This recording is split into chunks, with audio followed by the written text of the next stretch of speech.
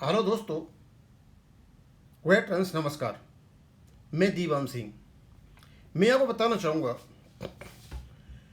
कि यूएफवीयू, EIVRF, AIV park और CBPRO including IBA सारे के सारे ये कोशिश कर रहे हैं कि कैसे भी करके हमारा जो पेंशन रेगुलेशन है 35(1) उसको निगोसिएशन में ले दिया जाए। निगोसिएशन और रेगुलेशन का जो मतलब है उसको मैं अच्छी तरह से समझा चुका हूं। अब मैं दूसरी तरीके से समझाता हूं। निगोसिएशन का मतलब होता है कि पेट में बच्चा होना, और रेगुलेशन का मतलब है कि 9 महीने बाद बच्चे का जन्म हो जाना। अब भाई, आप रेगुलेशन यानी जो बच्चा पैदा हो गया है उसको कैसे आप मां के गर्भ में ले जाओगे और उसको जा करके लिक्विड फॉर्म में रखोगे, मेरी समझ में नहीं आ रहा है। भाई, बच्चा तो पहले लिक्विड फॉर्म में था, 9 महीने मां के गर्भ में रहा और आकर के बाहर आ गया, रेगुलेशन बन गया। अब तो इस रेगुलेशन की यानी इस बच्चे की पालन पोषण करना है। लेकिन नहीं, आंखों में धूल झोंकने के लिए ये लोग कोशिश कर रहे हैं कि रेगुलेशन यानी बच्चे को कैसे भी करके मां के पेट में घुसा दिया जाए। आज इसी को हम पिक्टोरियल फॉर्म में, डायग्राम के रूप में हम आपको बताएंगे कि आखिरकार इनकी कोशिश क्यों हो रही है। ये चाहते हैं कि एक बार रेगुलेशन पर निगोसिएशन हो जाए, फिर सारा का सारा हम कलेक्टिव बार्गेनिंग भी करेंगे, सेटलमेंट भी करेंगे, लोगों को बेवकूफ़ भी बनाएंगे और मतलब कुछ ना कुछ ऐसा करेंगे, हम दालमोल करके इनको पेंशन होने नहीं देंगे। और हमारे कुछ लोग भी लगे हुए हैं इसमें। दोस्तों, सबसे पहले देखते हैं इसकी रेगुलेशन 35(1) ऑफ BPR। इसका नेचर क्या है, इसकी ओरिजिन क्या है, इसका लीगल फोर्स क्या है। 3-4 चीज़ों को देखेंगे। पहला, ओरिजिन इंडस्ट्रियल रिलेशंस। जो 35(1) का जो ओरिजिन हुई है, यानी इसका जो बीजारोपण हुआ वो हुआ निगोसिएशन से। निगोसिएशन से बना आपका 29/10/1993 का सेटलमेंट। और सेटलमेंट जब बन गया तो इसको मान्यता मिल गई। इसको रेगुलेशन जो एक्ट है 1970 का, उसमें इसको नोटिफाइड कर दिया गया, यानी ये बन गया रेगुलेशन। यानी बनाए वहीं से है, लेकिन 1995 से पहले ये सारे निगोशिएटेड स्टेप्स थे, उसके बाद रेगुलेशन बन गया।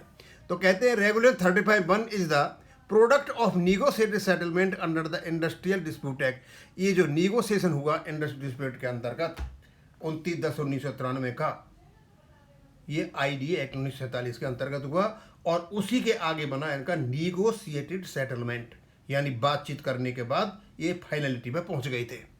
Basic collective bargaining and mutual statements between party, और लोगों के बीच में कलेक्टिव बार्गेनिंग हुई, म्यूचुअल अंडरस्टैंडिंग हुई, एक दूसरे की बात को जाना। यहाँ से चलता है आपका रेगुलेशन। यानी रेगुलेशन ऐसा नहीं है कोई जादू की छड़ी हो ले जा करके और वहाँ पर को नोटिफाइड कर दिया गया हो।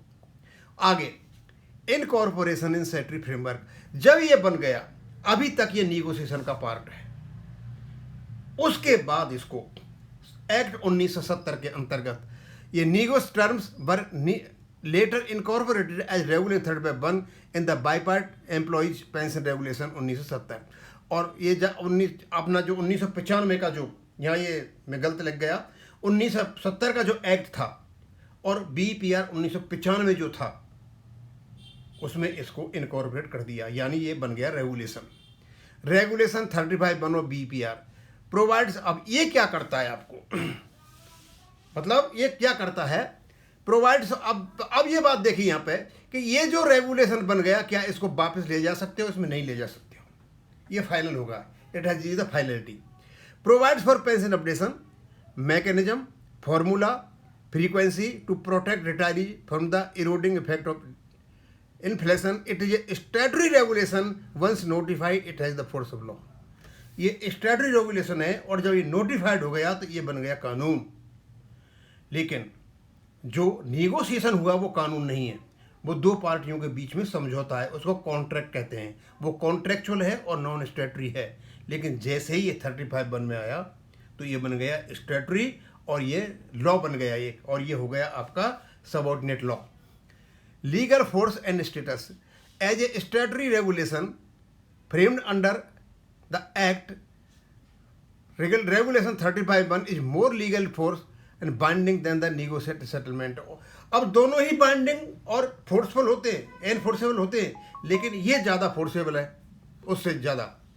It has statutory banking, can not be unilaterally ignore, और इसकी जो है कानूनी वैधानिकता है। रीजन क्या है कि इस रेगुलेशन को ना तो अमेंड किया जा सकता है, न रिपील किया जा सकता है, न रिजेक्ट किया जा सकता है, न सुपर किया जा सकता है। केवल इसको कोई कर सकता है, पार्लियामेंट कर सकते हैं या कोर्ट कर सकता है। IBA एंड UFB's पोजीशन, अब क्या IBA और UFB की क्या पोजीशन है, वो घबरा रहे हैं इस चीज़ से।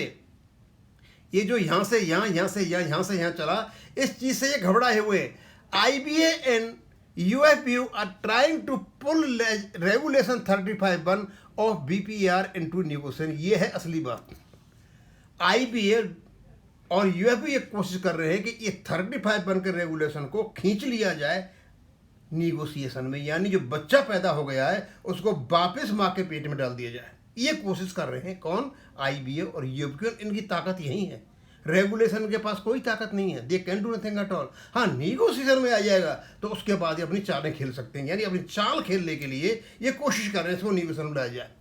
This is inappropriate and legally untenable. और ये इनकी जो प्रक्रिया है, ये इनका जो सोच है, ये अनटेनेबल भी है, इनएप्रोप्रिएट भी है। और इस काम को करने के लिए जो COD गया हुआ है CBPRO का, AIB पार्क का, दोनों का मिलकर के, और AIBRF का, वो इसी काम के लिए गया है कि जिससे कि ये रेगुलेशन को निगोशिएशन में खींच करके ला सकें।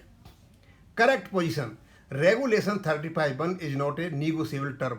It is a statutory right of employees, retirees of pension updation.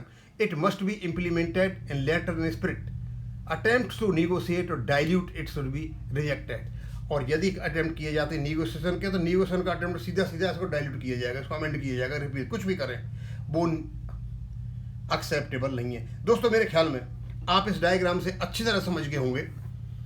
मैंने और भी पहले समझा दिया था कि इसमें क्या प्रॉब्लम है। Negotiated settlement under IDA 94 create the foundation, ये इसकी फाउंडेशन क्रिएट करता है। स्वाभाविक सी बात है, ये जो बिल्डिंग जो बनी हुई है आपके रेगुलेशन की, उसके नीचे आपका ID एक्ट के अंतर्गत निगोशिएट सेटलमेंट है, वही रखा हुआ है, उसी के ऊपर बनी हुई है। These settlements are incorporate into the statutory framework, और इसको स्टैट्यूटरी फ्रेमवर्क में डाल दिया है, वो है BPR 995। मैंने को 997 एक्ट लिखना चाहिए था, वो लिख दिया मैंने। उसके बाद है relationship and flow explain. Regulation 35(1) becomes a statutory regulation with the force of law. ये लॉ हो गया। Being statutory it is legally superior to a nego settlement, superior है ये। Attempt to bring it back to negotiation is legally flawed, कानूनी रूप से ठीक नहीं है। Therefore regulation 35 must be upheld and implemented. बस एक ही है कि रेगुलेशन 35 को माना जाए और इसको इम्प्लीमेंट किया जाए। दोस्तों,